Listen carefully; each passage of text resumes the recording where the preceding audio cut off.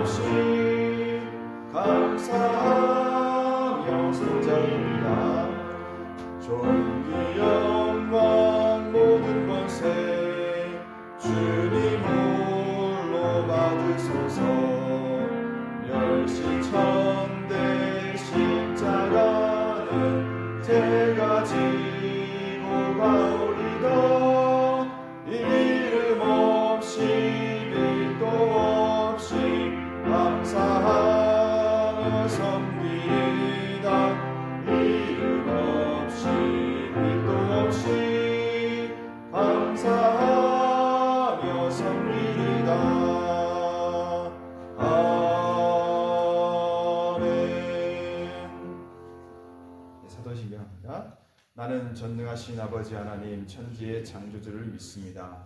나는 그의 유일하신 아들 우리 주 예수 그리스도를 믿습니다.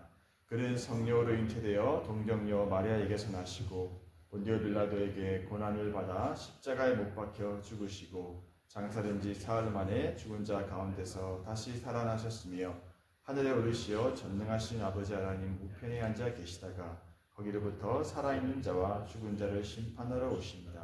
나는 성령을 믿으며 거룩한 공교회와 성도의 교제와 죄를 용서받는 것과 몸의 부활과 영생을 믿습니다. 아멘. 오늘 하나님의 말씀은 사무엘하 18장 1절부터 9절까지입니다. 사무엘하 18장 1절부터 9절까지 말씀입니다. 한 절씩 교독합니다. 이에 다윗이 그와 함께한 백성을 찾아가서 천부장과 백부장을 그들 위에 세우고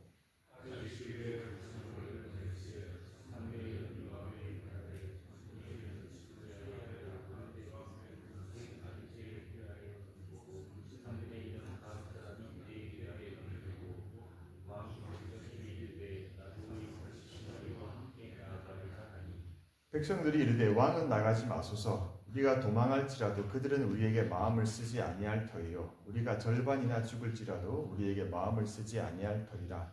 왕은 우리 만명보다 중하시오니 왕은 성읍에 계시다가 우리를 도우심이 좋으니이다 하니라.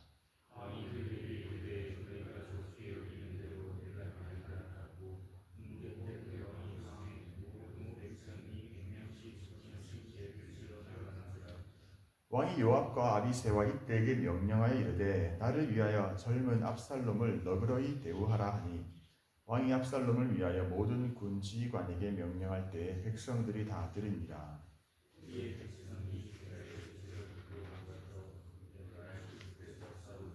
거기서 이스라엘 백성이 다윗의 부하들에게 패함해 그날 그곳에서 전사자가 많아 2만 명에 이르렀고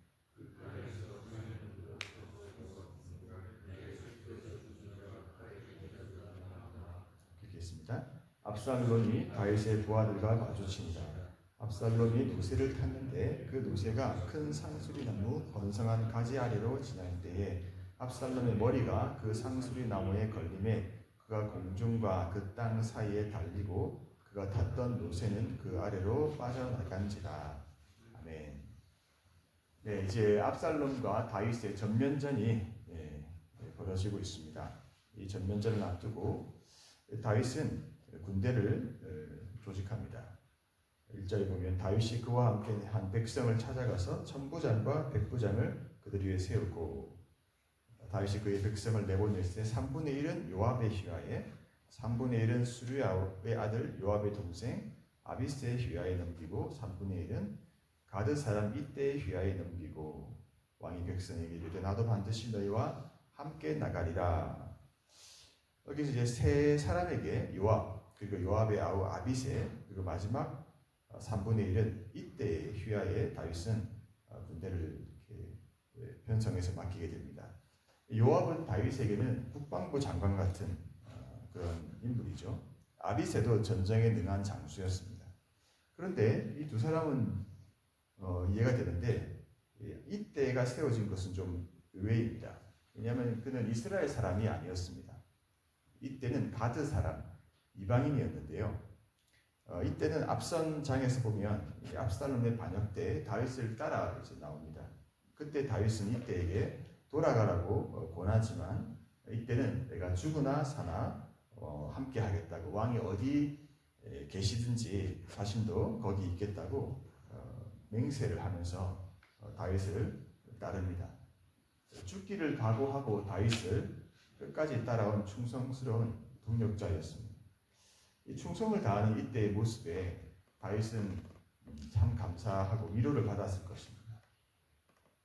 그러면 이 충성이라는 단어는 사실 인기 있는 단어가 아닙니다. 특히 현대 이 시대에서 충성이라고 하면 좀 더 군대에서 위계적인 어떤 복종, 맹종으로 오해되기 때문에 거리감을 좀 두는 단어이기도 합니다. 교회에서도. 그런데 이 성경적인 충성은요, 하나님 앞에서 참 아름다운 덕목입니다. 하나님 앞에서 비가 오나 눈이 오나 맡겨진 자리에서 변함없이 신실하게 서 있는 태도이기 때문에 그렇습니다. 우리와 하나님과의 관계에서 우리가 가져야 하는 귀한 덕목입니다. 이 충성은 성령의 열매에도 포함이 되죠. 그래서 작은 일, 보이지 않는 일에서 끝까지 신실하게 맡겨진 것을 감당하는 것이 충성의 태도입니다. 다윗의 장소 중에서도 이 충성의 모습을 보여줬던 우리아가 있습니다. 다윗 왕이 밧세바 사건을 숨기려고 우리아를 집으로 돌아가서 쉬라고 했지만 전장에서 동료들이 고생하는데 자신만 편의를 받을 수 없다고 맡겨진 자리 그리고 전쟁의 상황을 더 중요하게 생각했던 충성스러운 부하였죠. 비록 이 우리아의 충성이 다윗의 죄를 더 선명하게 드러내어 버렸지만 참으로 그는 충성의 사람이었습니다. 그때 다윗은 그 충성스러운 우리아를 잃었습니다. 그런데 오늘 이때도 다윗에게는 참으로 충성스러운 동력자였습니다. 그래서 다윗은 신분이 아니라 그의 충성과 헌신을 보고 중심을 보고 이때의 중요한 자리를 맡겼던 것입니다. 전쟁의 한복판에서 익숙한 사람을 사용하지 않고 이방인이라도 진심으로 충성하는 그에게 중요한 자리까지 맡기는 신뢰를 다윗이 하고 있습니다. 그럼 하나님이 사람을 사용하시는 바도 다르지 않은 것 같습니다. 하나님은 무엇을 보십니까? 하나님은 중심을 보시죠. 중심에 충성된 자를 하나님은 귀하게 여기시고 사용하십니다. 충성된 자, 신실한 자가 하나님께도 사람을 세우는 기준일 것입니다. 그렇게 이 세 사람을 세운 다윗은 이제 한마디를 더 합니다. 나도 반드시 너희와 함께 나가리라.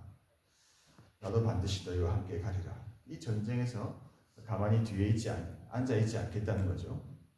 앞선 사무엘하 11장에 보면 왕이 출정해야 했을 때, 그때에는 다윗이 내가 안 가도 되겠지 하고 군사력을 믿고 반갔던 그때의 다윗의 모습과는 대조가 됩니다. 그래서 백성들이 이 다윗을 말립니다. 3절에 보면 백성들이 이르되 왕은 나가지 마소서. 우리가 도망할지라도 그들은 우리에게 마음을 쓰지 아니할 터이요. 우리가 절반이나 죽을지라도 우리에게 마음을 쓰지 아니할 터이라. 왕은 우리 만명보다 중하시오니 왕은 성읍에 계시다가 우리를 도우심이 좋으니이다. 다윗이 전투에 나가면 목숨이 위험하니 왕은 보호되어야 한다라고 합니다. 다윗 왕은 단순한 군주로서가 아니라 자신들보다 더 중요한 존재로 여기고 출전을 말립니다. 또 한 가지 다윗의 출전을 막은 이유가 하나 더 있는데요. 지금 이 전쟁이 아들 압살롬과의 전쟁이었기 때문에 아무래도 이 아들과의 전쟁에서 아버지가 어떤 마음을 가지게 될지 이 군사들, 백성들이 짐작을 했기 때문인 것 같습니다.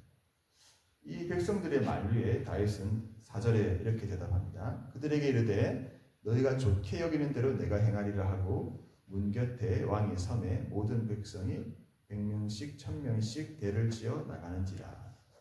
그때 다윗이 비록 자기는 이제 가지 않겠다고 했지만 자신의 말을 함께 날려보내죠. 5절입니다. 왕이 요압과 아비새와 이때에게 명령하여 이르되 나를 위하여 젊은 압살롬을 너그러이 대우하라. 젊은 압살롬을 너그러이 대우하라. 하니 왕이 압살롬을 위하여 모든 군 지휘관에게 명령할 때 백성들이 다 들으니라. 백성들이 다 들었다는 것은 작은 소리는 아니었을 겁니다. 큰 소리로 나를 위하여 젊은 압살롬을 너그러이 대우하라 이렇게 하지 않았을까요? 그래서 모든 백성이 다 들었던 것 같습니다. 사실은 다윗이 전장에 나가고자 했던 이유도 바로 이것이 아니었을까. 이 장면은 참 죄를 처리해야 하면서도 반란을 정리해야 되면서도 그 아들을 향한 아버지의 마음을 숨기지 못한 참 비극적인 모습을 보여주고 있습니다. 사실 왕이 이렇게 명령을 내리면 어떻게 이 군대가 싸울 수 있겠습니까? 전쟁 지휘의 관점에서 보면 비정상적인 말이죠. 다윗이 왕이자 최고 통수권자로 이 군사적 승리를 위해서 보내야 할 병사들에게 그것도 공개적으로 젊은 압살롬을 너그러이 대우하라 지시하고 있습니다. 지금 다윗은 왕의 역할과 동시에 아들을 잃은, 이미 암논을 잃었는데 압살롬까지 잃고 싶지 않은 이 아버지의 마음이 강하게 나타나고 있습니다. 후에 압살롬이 죽죠. 그때 다윗이 크게 슬퍼하면서 내 아들 압살롬아, 내 아들 압살롬아 하면서 크게 울며 탄식하는 모습이 나옵니다. 왕과 아버지의 마음이 얼마나 크게 충돌했는지를 잘 보여주고 있습니다. 지금 다윗은 이 아버지와 왕 두 위치 가운데 제대로 된 리더로서 분별과 결정을 하지 못하고 있습니다. 군사적인 기준으로 압살롬은 반역자입니다. 그래서 엄정하게 처리해야 하지만 이 다윗은 아들의 생명에 대한 애착으로 그 기준이 흔들리고 있습니다. 다윗은 어떻게 해야 할까요? 지도자는 사사로운 정보다 맡겨진 책임을 먼저 분별해야 하죠. 다윗의 이 마음은 충분히 이해가 되지만 그의 이 연민은 죄에 대한 분별을 흐리고 말았습니다. 여러분, 우리 마음의 연민이 하나님의 공의와 진리를 흐리지 않아야 합니다. 특별히 공동체 앞에서는 더욱더 신중해야 하겠습니다. 다윗은 아들에 대한 사랑의 마음과 왕으로서의 책임 사이에서 구별을 해야 했습니다. 그렇게 하지 못함이 아들을 너그러이 대우하라는 말로 나타난 것입니다. 바로 이 다윗의 인간적인 마음을 백성들이 너무나도 잘 알았기에 백성들이 다윗의 출장을 만류했던 것이었습니다. 이 왕의 부탁을 듣고 현장에 나서는 군사들은 어떻게 해야 할지 아마 갈팡질팡하고 답답했을 겁니다. 적군의 우두머리를 상대해야 하고 제거해야 되는데 그 핵심 대상인 압살롬을 해치지 말라는 지시를 받았으니까 말이죠. 어쨌든 그렇게 전투가 시작됩니다. 6절에 보면 이에 백성이 이스라엘을 치러 들러 나가서 에브라임 수풀에서 싸우더니 7절 거기서 이스라엘 백성이 다윗의 부하들에게 패하며 그날 그곳에서 전사자가 많아 2만 명에 이르렀고 8절 그 땅에서 사면으로 퍼져 싸웠으므로 그날의 수풀에서 죽은 자가 칼에 죽은 자보다 많았더라. 여기 보면 에브라임 수풀은요 험한 지형이라고 합니다. 복잡하고 험해서 질서 있게 훈련된 군대에게 유리했지만 이 압살롬의 군대는 사실 오합지졸이었습니다. 당장의 이익을 쫓아서 모인 압살롬의 무리였기 때문에 오랜 광야 생활과 전쟁을 통해서 단련된 이 산전수전 다 겪은 다윗과 그의 부하들에게 익숙했지만 압살롬의 군대에게는 그렇지 못했기 때문에 이 다윗의 군대를 당해낼 수가 없었습니다. 이 광야의 시간에 받았던 훈련이 결코 헛되거나 무의미한 것이 아니었다는 것이죠. 하나님도 우리를 훈련하시고 연단하셔서 결정적인 순간에 대적을 물리치고 승리하게 하십니다. 하나님은 그래서 위기 전에 저와 여러분을 훈련하십니다. 평소에 우리의 연단이 실제 전장에서 이제 드러나게 됩니다. 그러니까 평안할 때 쌓은 믿음, 평안할 때 쌓은 인내, 순종, 헛되지 않아서 시련이 왔을 때 힘을 발휘하는 것입니다. 비록 압살롬의 군대가 수가 훨씬 많았지만 이때와 같이 충성스러운 다윗의 부하들로 이루어진 군대를 이길 수가 없었습니다. 그렇게 전쟁의 이제 끝이 다가오고 있습니다. 9절입니다. 압살롬이 다윗의 부하들과 마주치니라. 압살롬이 노새를 탔는데 그 노새가 큰 상수리 나무 번성한 가지 아래로 지날 때 압살롬의 머리가 그 상수리 나무에 걸림에 그가 공중과 그 땅 사이에 달리고 그가 탔던 노새는 그 아래로 빠져나간지라. 압살롬이 궁지에 몰립니다. 노새를 타고 도망치다가 그만 그 긴 머리카락이 상수리 나무에 걸려서 공중에 매달리고 말았다고 합니다. 여러분 이 압살롬의 머리에 대해 복선이 앞선 사무엘 14장에 나왔었습니다. 사무엘 14장에 보면 온 이스라엘 가운데 압살롬 같이 아름다움으로 크게 칭찬받는 자가 없었다. 그는 발바닥부터 정수리까지 흠이 없었다. 그리고 그의 머리털이 무거움으로 연말마다 깎았다. 그의 머리털을 깎을 때 그것을 달아본즉 그의 머리털이 왕의 저울로 200세겔이었다. 200세겔이면 약 2kg 정도 됩니다. 그러니까 사울처럼 압살롬도 육체적인 그런 관점에서는 탁월한 인물이었습니다. 그 외모가 화려했습니다. 그의 긴 머리카락은 그의 자랑거리였습니다. 그런데 그 자신이 자랑하던 자랑거리가 도리어 자신을 파멸로 이끄는 올무가 되고 말았습니다. 자신이 믿고 자랑하던 그 머리카락이 상수리 나무에 걸릴 줄은 어떻게 알았겠습니까? 여러분, 내가 자랑하는 자랑거리들이 도리어 나의 발목을 잡을 수 있다는 것을 우리는 기억해야 합니다. 나의 자랑은 무엇입니까? 여러분, 내가 남들보다 뛰어난 것, 내게 주신 은사, 나의 재능, 그것이 나의 자랑이 되어 있다면 심지어 주님을 향한 나의 열심과 헌신, 또 그것이 나를 드러내기 위한 것이 되어 있다면 그것이 압살롬의 머리카락이 되는 것입니다. 압살롬은 진작에 이 머리를 잘랐어야 했습니다. 진작에 우리는 우리의 욕심과 허영을 예수 그리스도의 십자가에 못 박아야 합니다. 방치하면 우리의 이 머리카락은 더 길어지고 그것이 우리에게 올무가 될 수가 있는 것입니다. 이렇게 압살롬의 반역은 그 끝을 향해 가고 있습니다. 오늘 여러분 우리는 세 사람, 이때와 다윗 그리고 압살롬에 대해서 보았는데 하나님이 세 사람을 통해 우리에게 질문합니다. 너는 어떤 사람으로 살아가고 있는가?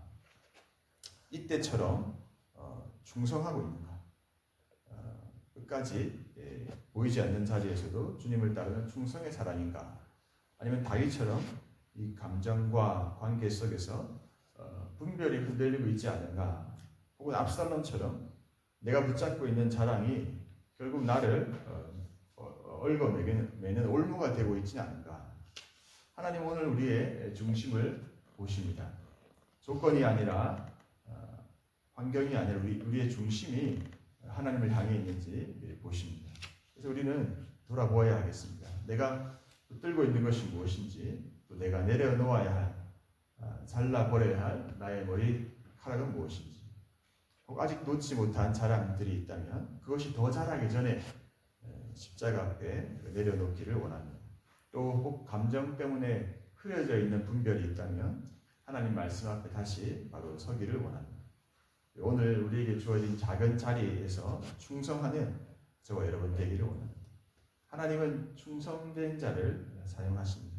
오늘 보이지 않는 이 하루도 보이지 않는 자리에서 사람이 아니라 하나님 앞에서 신실하게 서는 저와 여러분 되기를 주님의 이름으로 축복합니다. 함께 이 시간 기도하겠습니다.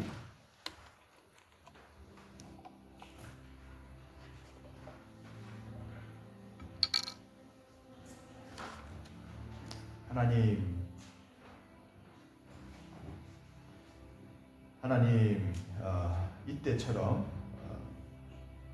주님 앞에서 끝까지 충성되고 신실한 삶을 살 수 있게 도와주십시오.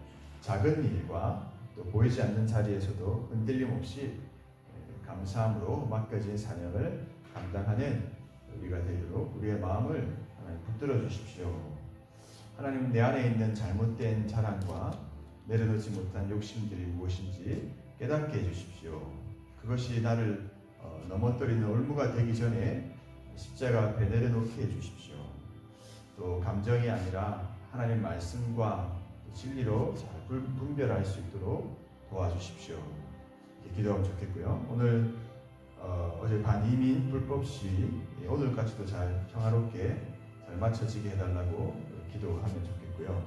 담임 목사님 지금 귀국 가운데 계십니다. 하나님 그 은혜로운 귀국의 여정이 될 수 있도록 축복해 주시고, 또 조국에 돌아와서 또 귀하게 하나님께 쓰임받는 우리 담임 목사님, 사모님 될 수 있도록 기도해 주시면 감사하겠습니다. 오늘 수요 기도회 겸 중고청년부 연합 겨울 수련회가 이제 시작이 됩니다. 주여 하나님께서 은혜를 우리에게 부어 주셔야 되겠습니다. 하늘의 문이 열리는 귀한 복된 이 수련회 될 수 있도록, 또 우리 모든 성도님 함께 하나님 나라를 앙망하는 복된 시간 될 수 있도록 오늘 말씀을 또 지금 대언하시는 우리 최선옥 선교사님 영육간에 강건함을 주시고 붙들어 주옵소서. 우리 주님 이름 부르고 기도하며 나아가겠습니다. 주여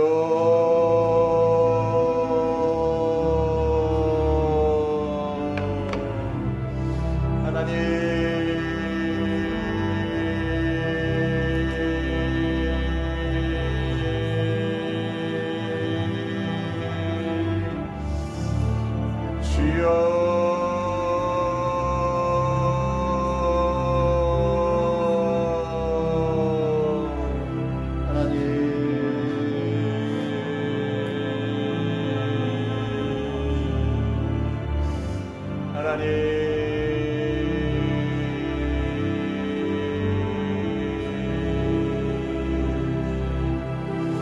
하나님